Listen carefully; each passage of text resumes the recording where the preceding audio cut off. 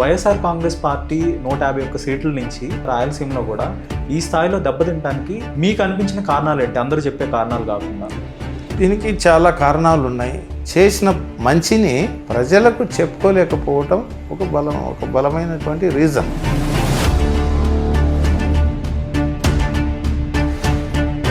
చంద్రబాబు లాంటి వ్యక్తులు అయితే మరీ ఎక్కువ. ఎందుకంటే 100 చెప్పి 99 ఎగ్గొడతాడు ఆ మనిషి. 100 చెప్పి 100కు 100 చేయాలనుకునేటువంటి తత్వం జగన్మోహన్ రెడ్డి గారు. ఇప్పుడు చంద్రబాబు నాయుడు గారికి తీవ్రమైన వ్యతిరేకత ఉంది అంటున్నారు. మీరు అనుకుంటున్న కారణాలు ఏంటి? మీరు విశ్లేషించిన కారణాలు ఏంటి? చంద్రబాబు నాయుడు పదే ఒక మాట చెప్తుంటాడు, సంపద నేను సృష్టిస్తాను అంటాడు.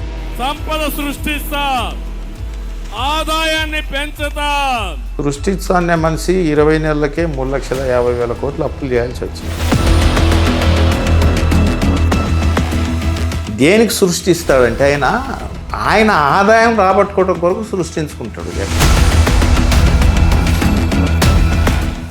నమస్తే, వెల్కమ్ టు తెలుగు రాజ్యం. ఈరోజు మనతో పాటు ఉన్నారు వైఎస్ఆర్ కాంగ్రెస్ పార్టీ అధికార ప్రతినిధి, అలానే కర్నూలు మాజీ మేయర్ శ్రీ బివై రామయ్య గారు. వారితో మాట్లాడేద్దాం. సార్ నమస్తే. నమస్తేనండి హరిగారు, బాగున్నారా? బాగున్నాను సార్. సార్ ఏంటి, గతంలో మీరు హెయిర్ కట్తో ఉండేవాళ్ళు, అలానే గడ్డం స్మార్ట్గా కనిపించేవారు. ఇప్పుడు ఏంటి గడ్డం పెంచడానికి రీజన్ ఏంటి? అలానే డ్రెస్ కోడ్ ఏంటి? ఏం లేదు, నేను జగన్ సార్కు వీరాభిమాన్ని. ఫస్ట్ థింగ్ అది. ఎందుకంటే చాలామంది నాయకులను నేను చూసినాను నా కెరీర్లో, కానీ జగన్ గారి లాంటి వ్యక్తిత్వం గల మనిషి, ఒక నిజాయితీ, ఒక విలువలతో కూడిన రాజకీయము, ఒక కమిట్మెంటు, ఏదన్నా మాట చెప్పితే ఖచ్చితంగా అది నెరవేర్చాలనేటువంటి వ్యక్తి.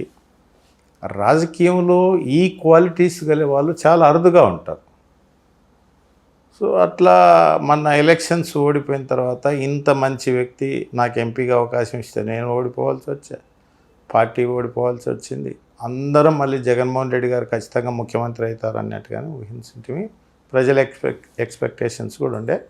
ఓడిపోవడానికి రకరకాల రీజన్స్.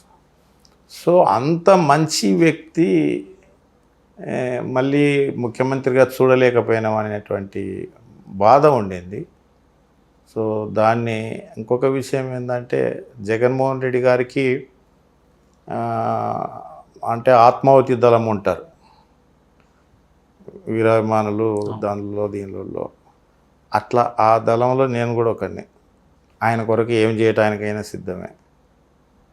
అది ఎటువంటి పని అయినా సరే ఏం చేయడానికైనా సిద్ధపడేటువంటి వ్యక్తిని.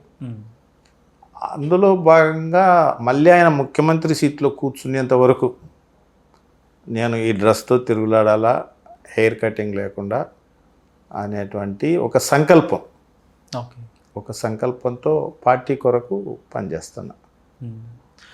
మీరు చూస్తే 2024 ఎన్నికల్లో మీకు ఒక మంచి అవకాశం దొరికింది. కర్నూలు ఎంపీగా మీకు అవకాశం ఇచ్చారు.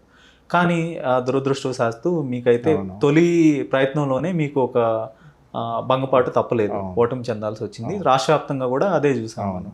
సో ఎందుకంటారు వైఎస్ఆర్ కాంగ్రెస్ పార్టీ 151 సీట్ల నుంచి ఈ స్థాయిలో పడిపోవటానికి, కర్నూలు లాంటి ఒక స్ట్రాంగ్ హోల్డ్స్లో కూడా, రాయలసీమలో కూడా ఈ స్థాయిలో దెబ్బతింటానికి మీకు అనిపించిన కారణాలు ఏంటి? అందరూ చెప్పే కారణాలు కాకుండా దీనికి చాలా కారణాలు ఉన్నాయి.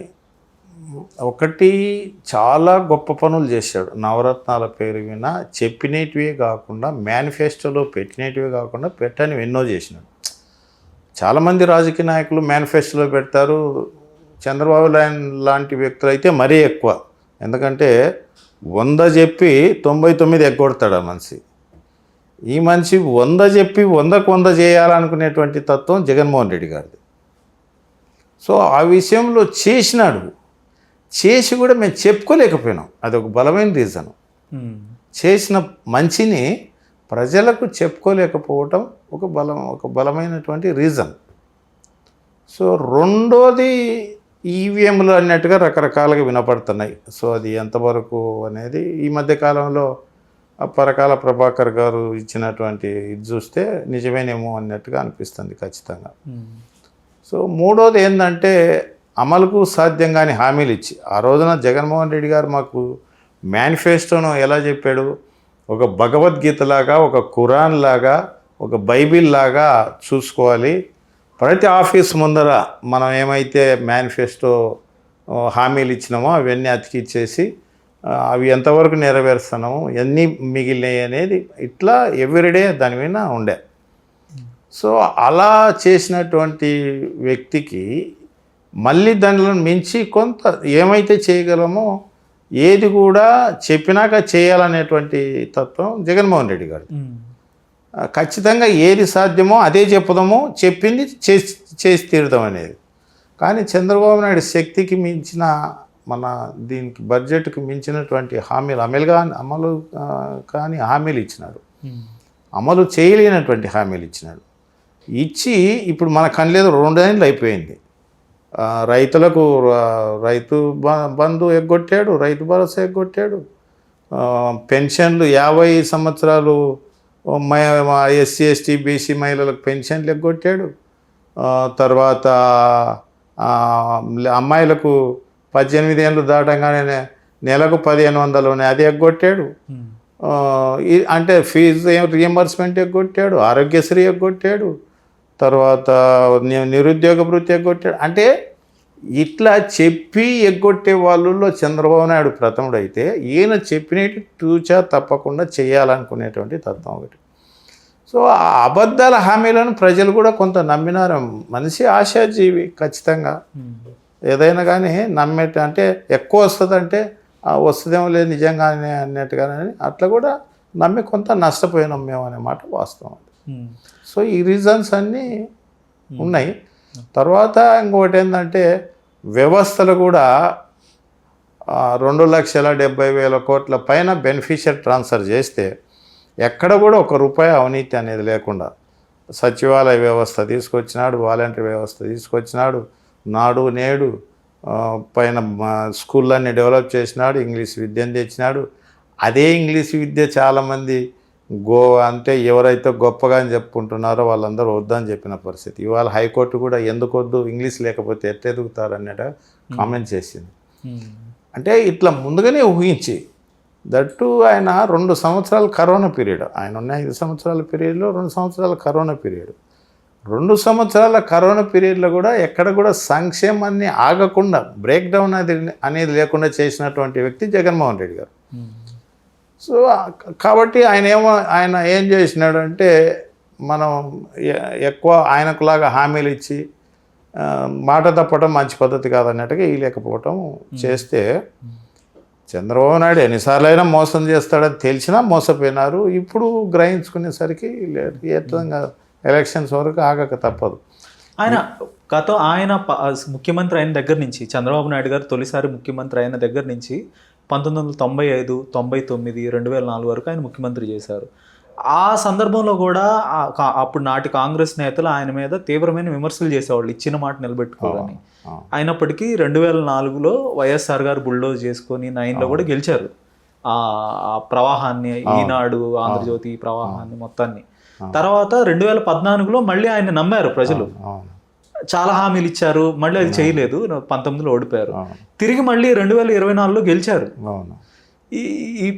అంటే ప్రజలు ఎందుకు మళ్ళీ మళ్ళీ ఆయన్ని నమ్ముతున్నారు అనేది మీరు విశ్లేషించుకున్నారా?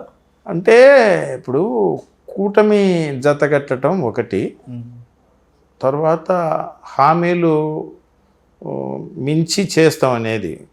ఇప్పుడు జనము ఎప్పటికప్పుడు మర్చిపోయే తత్వం అండి.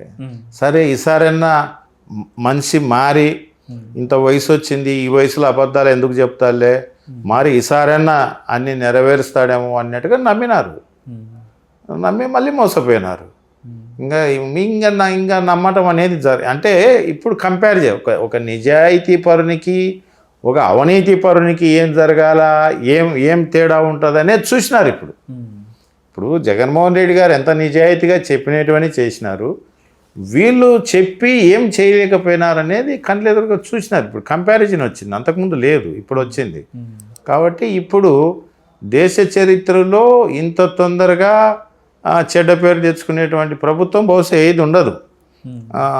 ఇప్పటికే చాలామందిలో అది వచ్చేసింది, విశ్వాసం పోగొట్టుకున్నారు వీళ్ళు. మళ్ళీ ఎప్పుడు ఎలక్షన్ వచ్చినా ఖచ్చితంగా బొంపర్ మెజార్టీతో జగన్మోహన్ రెడ్డి గారు రావటం ఖాయం.